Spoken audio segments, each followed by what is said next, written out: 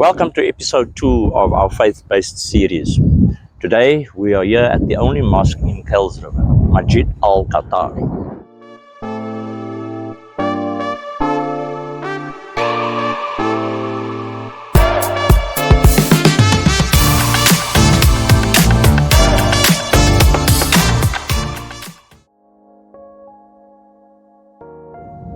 As far back as slavery, we have had Muslim people living on the farms throughout the Kuils River area.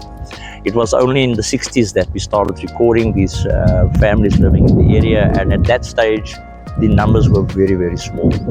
Come the late 80s, early 90s, we found that the growth of the Islamic community had grown to such an extent that people were starting to bump into each other in shops, and there was no mosque in the area at the time, and they decided, as a collective, to start having services at their respective homes.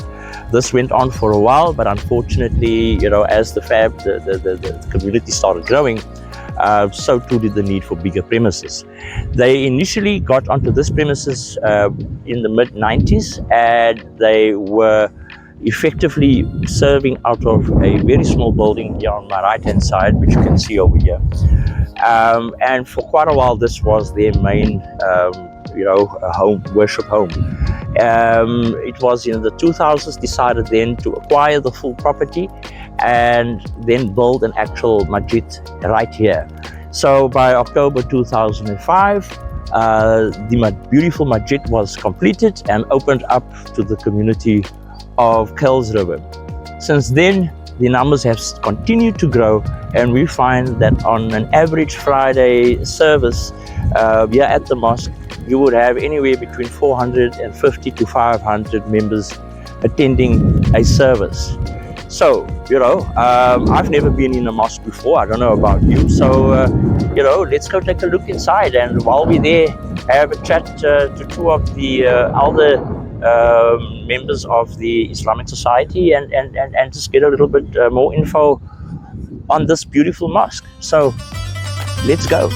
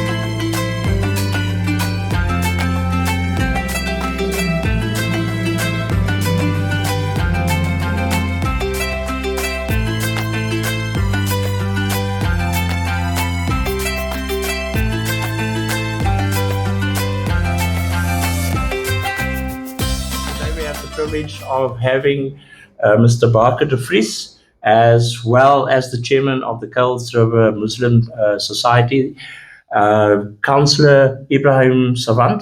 Today we have Mr. de Vries. You've been around, I would say, longer than any of us around this table. Mm-hmm. Could you give me a little bit of insight into where things started for the mosque? Yes, it started by when we moved in here. There was only a few Muslim families in the whole of Kuils River. It was, I could count on my one hand, it was about 3 or 4 families in the area at the time. The first family that moved in were the Britos. They moved in long before we started, so I can't remember the date that they moved in. But they were the first Muslim families in the area. Then other families like the Salis and the other families, other Karis, they moved in after them. So we was one day when we started to we meet each other by accident at the supermarkets and found that this is also Muslim or that's also Muslim, and we decided afterwards, getting to know each other, that we must start something like get together, and because our children was in need of Islamic education at the time. So this is how we actually got together, and we started like a small, very small organization. Yeah, we used to pray. We used to have prayer times, and we used to have it in different houses. That we had at the time. That's how we actually started the organization. Later on, of course, we got, as others moved in, we got bigger and bigger, and that's how we started this Jamaat. When we came here as a family, that was in 1987.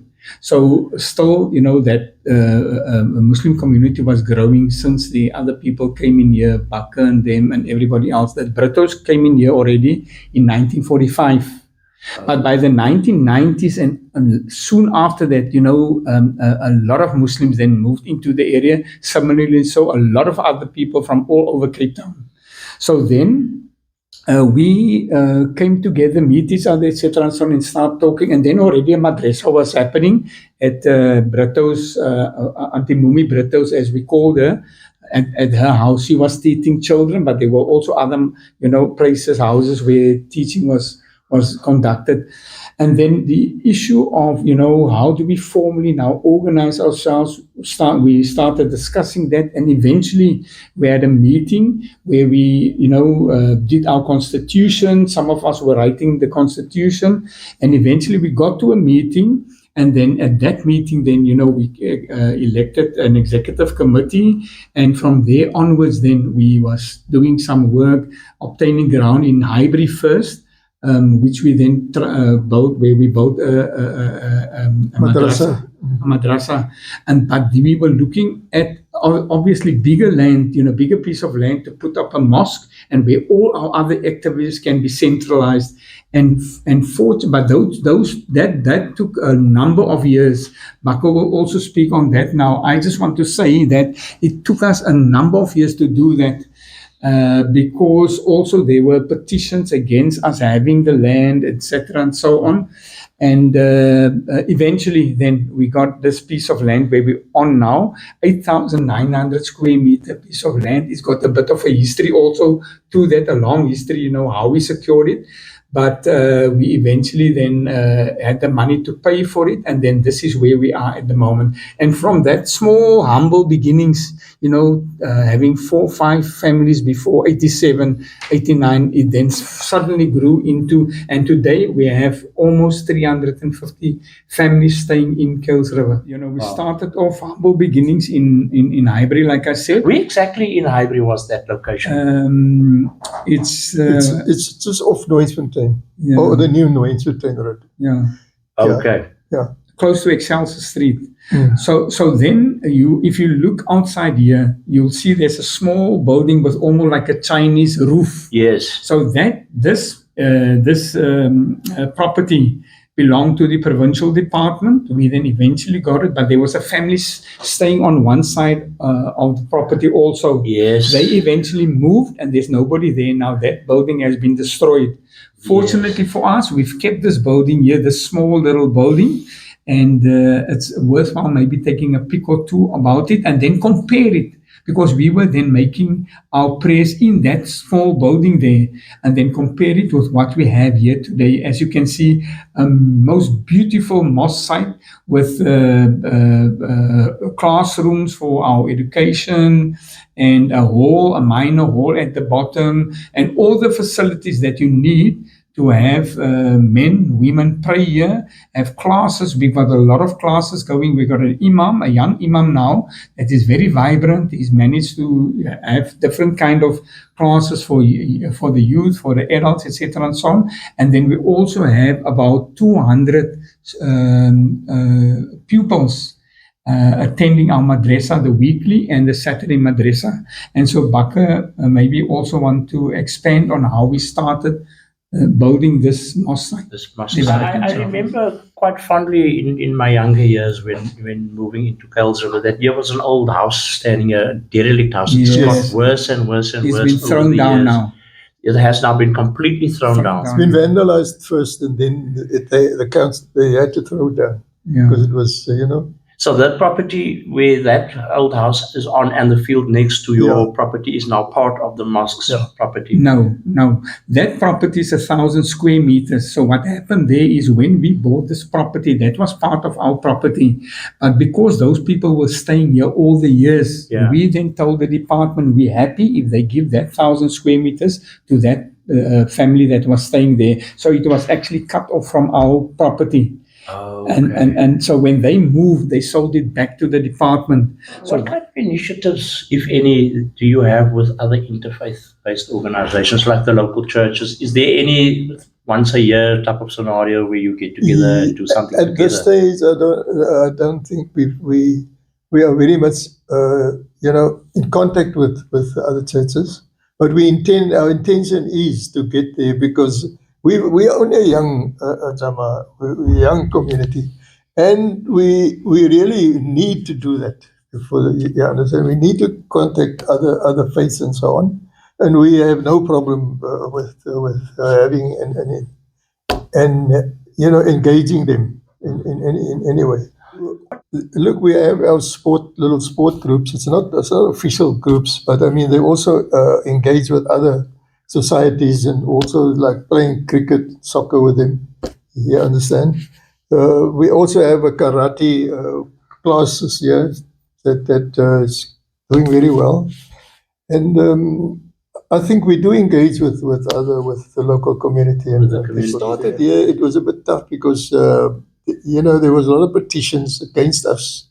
But now afterwards they see that we're not really a problem for anybody, and they are engaging with us. In other words, and we got very good relations with the neighborhood and the people opposite the mosque, etc. Also, what we have done from our side, we've been very accommodating. When we initially had opened the mosque, we had the adhan going off, this call to pray going off, correct, yes, over the mic. And then people complained, and we then said, look, we understand there's people in the close vicinity, etc., and so on, so we will not use the mic anymore. And I think those small kind of things, inviting people to when we have a fun day, etc., and so on, that builds, relationships, which everybody, we must do, so that we can tolerate each other, that we can learn from each other and understand. If it's very difficult for people to understand if they don't know. If there's one thing that you would say you are excited for the future, for the mosque and the community around it, what would you say that one thing is?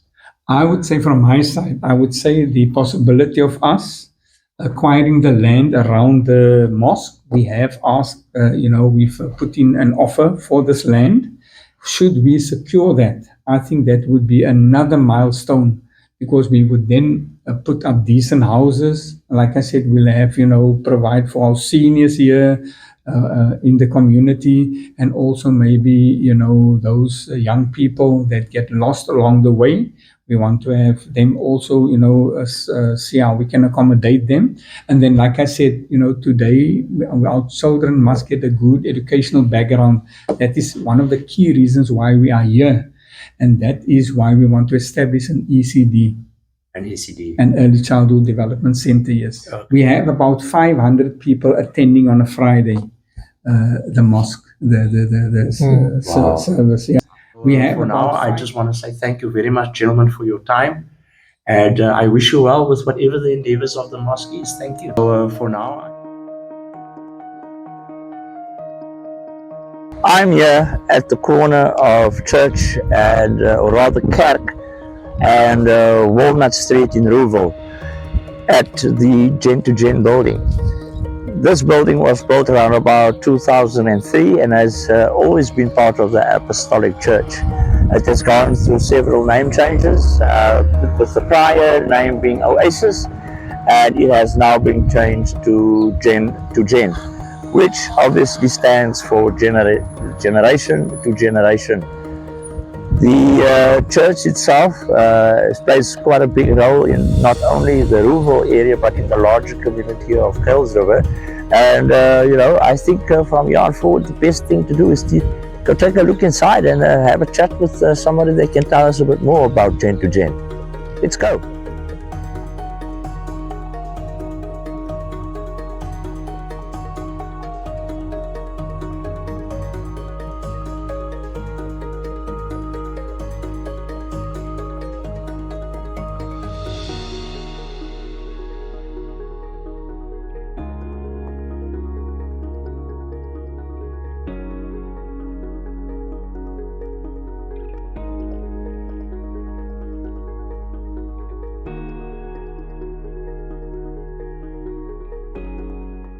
Here today we have the privilege of sitting with Mr. Branham Cock, who is the Vice Chairman of the Gen2Gen Church Council. And let's just have a word with him and find out a little bit more about the Gen2Gen. Branham, my apologies. Branham, please do tell me, how old is this building itself? The building in itself was constructed and finished in 2002. Okay. And so the building now is 22 years, 23 years. Going on 23. Going on 23 years, yeah. Okay. The structure in itself. The structure itself. Has it always been Gen2Gen, or has that changed over the years? Well, initially when the building was constructed, it was Kuils River, Lewenscentrum in Afrikaans, or Kuils River Revival Center. Yeah. Simply because it's been like that because the assembly was always in Kuils River.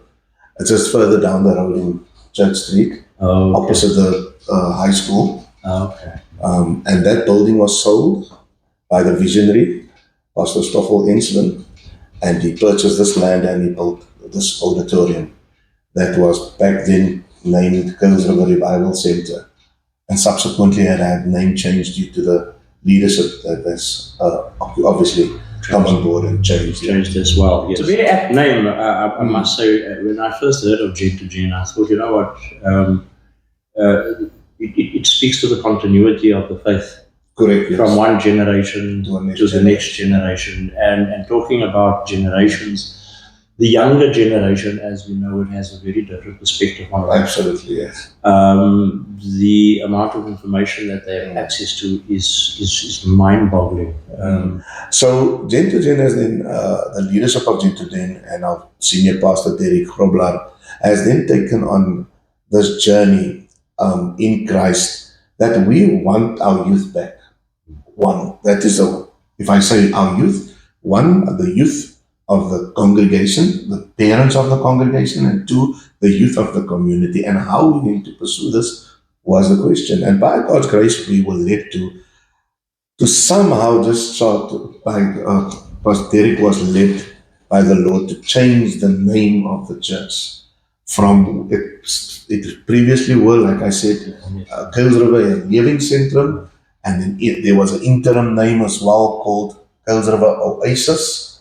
Oasis. I remember Correct, that. yeah. Yes. And that when we called on Pastor Derek as the senior pastor, a year later the Lord has spoken, because we've given him the liberty, and a year later the Lord has laid us from Psalms 142, I think, where it says that, from generation to generation, the gospel of Jesus Christ will be shared, and the gospel of Jesus Christ will influence every generation in our area. And by God's grace and with that dependency on the Lord, we have seen how the youth from a very few people has grown to a phenomenal amount of youth who is not only attending church today, but is actively involved in every sphere of what the church offers today in performing arts, in music, in dance, in various ways. So we can thank the Lord for that. However, it does not come without its challenges. Of course not, yes. And what was some of those challenges? I'm sure you had a couple of hard-headed youngsters that, that obviously, gave you a bit of upheaval. We would want to say that we are residing in a very nice area and a good area, but it does not come without challenges. And it has led us to, also through God's grace, it has led the assembly to where we could establish even people who came from drug addict environment. People started to become part of the assembly, and they could now, and they are now busy with, for instance, youngsters who has fallen prey to drug addiction. If you look at our schools, we've got a couple of schools around in our area. Our schools are challenged with drugs. Our young people are challenged. We've got various types of facilities where we influence or partner with our community. there's so many activity happening for our people and for our community here at our local assembly. They are so welcome just to make contact with us, and we want to reach out to our community. Yes, Gen2Gen Kuils River Carnival. That's a big thing. It attracts a lot of youngsters. That's great, yes. You know, and I was here this year in August when you had the most recent one, and yesterday I was quite pleasantly surprised to see how many teenagers Are involved. Yes, and how many of their friends are coming around to participate in the event itself. Beyond the event, I'm sure there must be one or two other events, some things that you really focus on, and you can see there's a big change happening in the youth. Yes, I've just given you a general overview, but I mean, in order for us to achieve what we have achieved, there obviously needs to be focused areas. Yeah. And some of the focus areas is one, on a Friday night we have got youth gatherings where youth can participate. So if we say youth gathering, it's not church, but the purpose, I will always refer back to the purpose of the gatherings, is always being there. You'll find that there's purpose within the gathering. Yeah. Although youth are within the space where they can express themselves. And they express themselves, they express themselves in ways where we're setting up games for them. There's various forms of activity for young people to come and be involved on a Friday night with the youth assembly only. On a Wednesday night, we've got a vibe track, who's more if we talk about the youth, let me first maybe say this. We're talking about from the ages of 14 years to 19 years old. That is our young people, especially the school-going people. And then we've got an older group between the ages of 20 and 35, who is now they've just finished their matric, literally. They started to study, or young people started to work, single young people, and some of them young married. They joined that group. And that group is just as an active on a Wednesday, they gather, but they've got various other activities that they engage with. And you've alluded now to, for instance, one, our annual Kuils River Festival. We changed actually the name to the Kuils River Festival.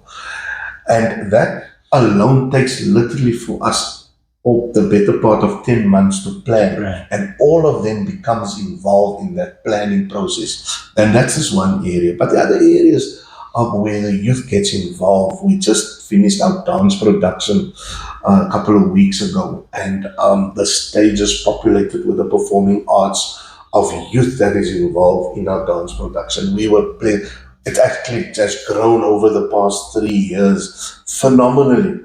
And they are getting involved with all with these productions. We have our choir production that's coming up, Christmas choir production that's coming up, and various people are getting involved just because of the talents. And we believe that our youth, God has bestowed so many talents on our youth that, we train musicians here locally at our local assembly. Musicians are being trained, and there's And then also there's mentor classes for youth who struggles with, for instance, with academics.